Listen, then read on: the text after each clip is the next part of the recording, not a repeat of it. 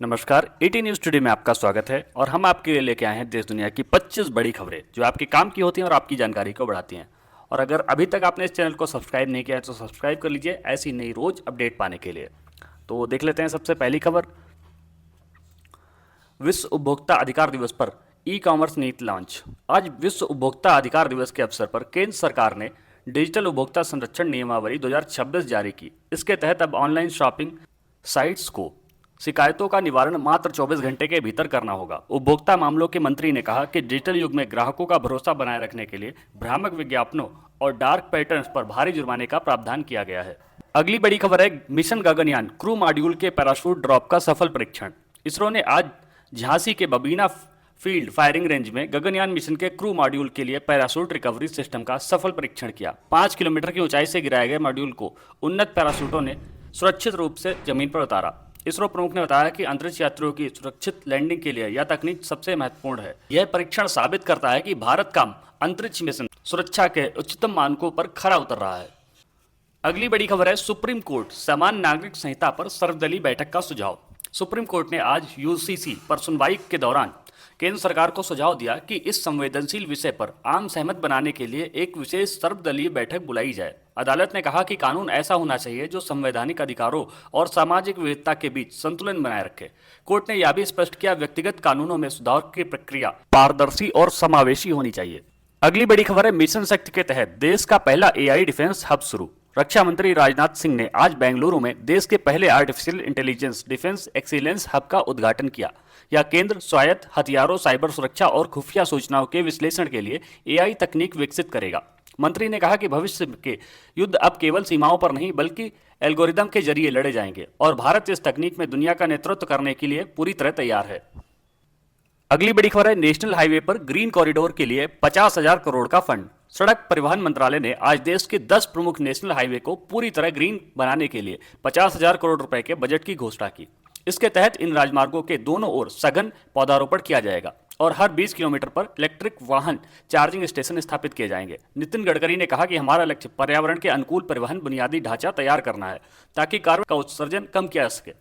अगली बड़ी खबर है देश की नई अमृत भारत ट्रेनों का ट्रायल रन सफल। भारतीय रेलवे ने आज दिल्ली लखनऊ रूट पर नई Amrit Bharat push pull train का सफल ट्रायल रन पूरा किया। 130 किलोमीटर प्रति घंटे की रफ्तार से चली यह ट्रेन पूरी तरह से झटकों से मुक्त और तकनीक पर आधारित है। रेल मंत्री ने बताया कि आम आदमी के लिए कम किराए में विश्व स्तरीय सुविधाएं देने के लिए ये ट्रेनें आगामी अप्रैल महीने से नियमित रूप से चलेंगी।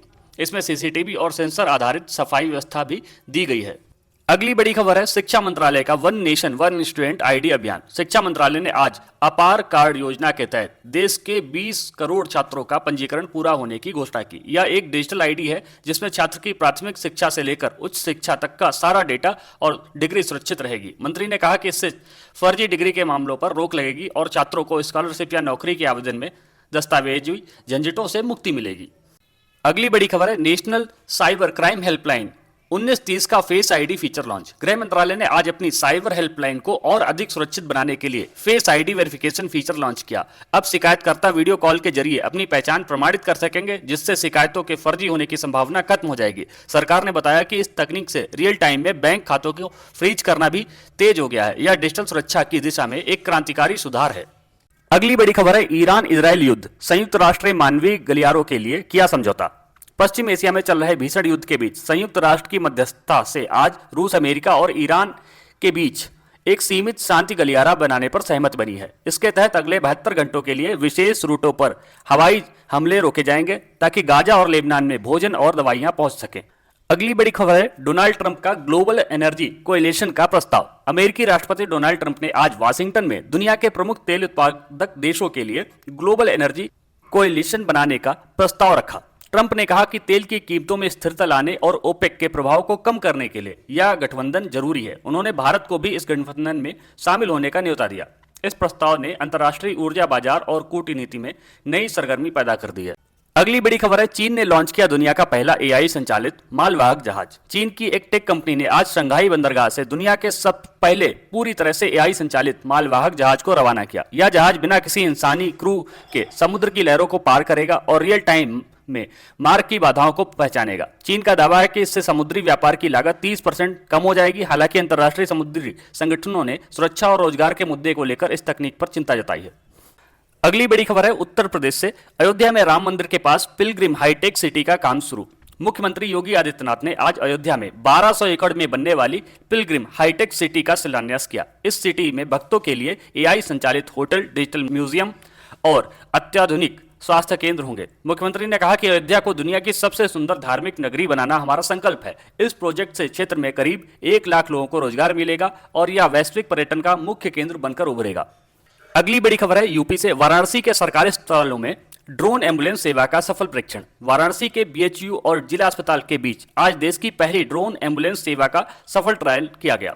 इस ड्रोन ने मात्र 8 मिनट में गंभीर मरीज के लिए रक्त और जीवन रक्षक दवाएं पहुंचाई, जिससे सड़क मार्ग से 40 मिनट लगते थे। प्रशासन ने बताया कि ट्रैफिक जाम की समस्या से निपटने के लिए यह तकनीक गेम चेंजर साबित होगी। जल्द ही इसे शहर के अन्य प्रमुख अस्पतालों से भी जोड़ा जाएगा।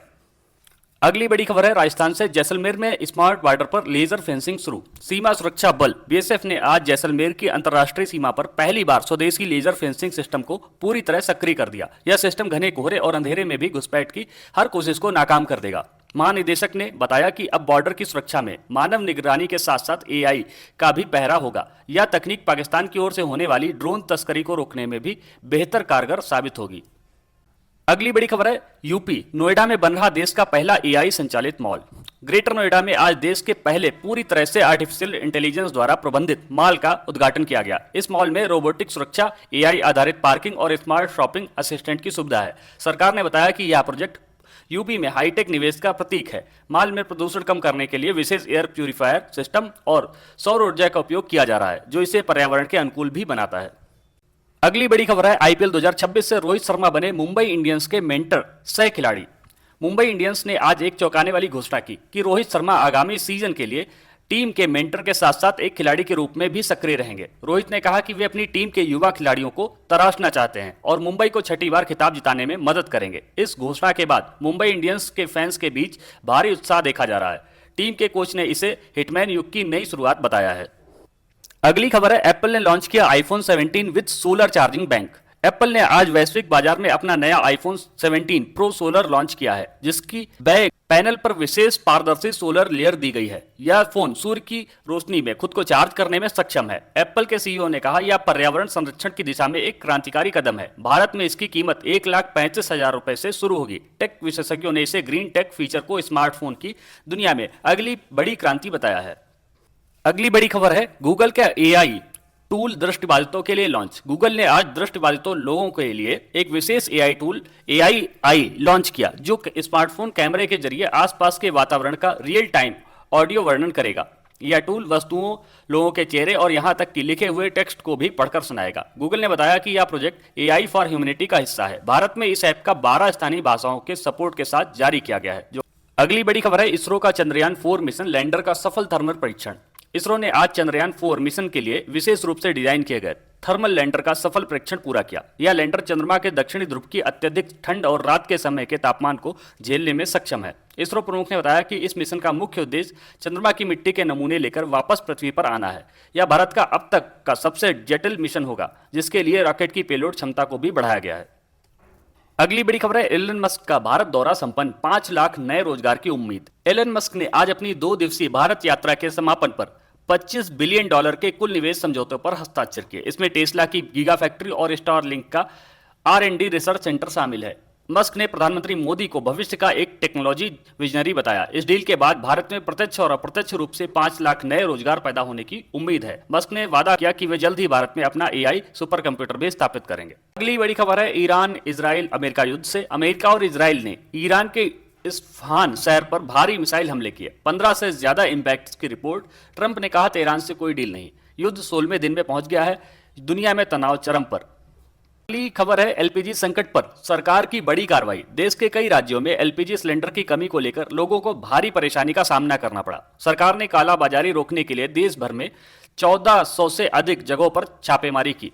मध्य प्रदेश, यूपी, कर्नाटक और तमिलनाडु में कई गोदामों से हजारों सिलेंडर जब्त किए गए। सरकार ने कहा कि जल्द आपूर्ति सामान्य कर दी जाएगी और दोषियों पर सख्त कार्रवाई होगी। अगली बड़ी खबर है ईरान ने भारतीय गैस टैंकरों को दी अनुमति।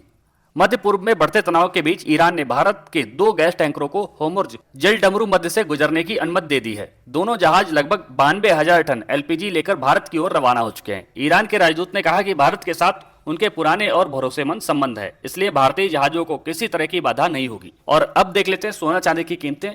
लगातार सोना चांदी की कीमतों में उतार चढ़ाव जारी है। सोना की कीमत है 1,62,270 रुपए प्रति 10 ग्राम और चांदी 2,66,000 रुपए प्रति किलोग्राम के हिसाब से बिक रही है। तो ये थी देश दुनिया की 25 बड़ी खबरें। अगर आपको हमारी खबरें अच्छी लगती हैं, आपकी जानकारी बढ़ती है, तो अपने चैनल को सब्सक्राइब करना मत भूलिए और वीडियो को लाइक करके अपने मित्रों के साथ भी शेयर करें। पूरा वीडियो देखने के लिए बहुत बहुत धन्यवाद। आपका समय शुभ हो।